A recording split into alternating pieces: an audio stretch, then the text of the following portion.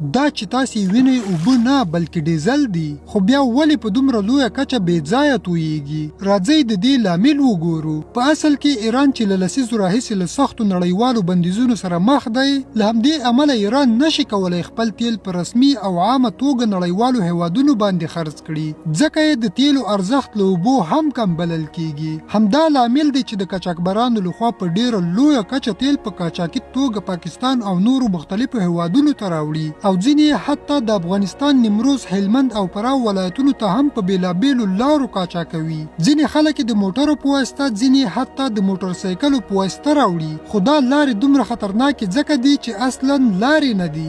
ډیر وخت پکې په سلګونه موټر بند پاتې کیږي، ځینې حتی په غرونو کې اوړي، ځینې د بیلابیلو پیچلو حالاتو له امله حتی اور اخلي.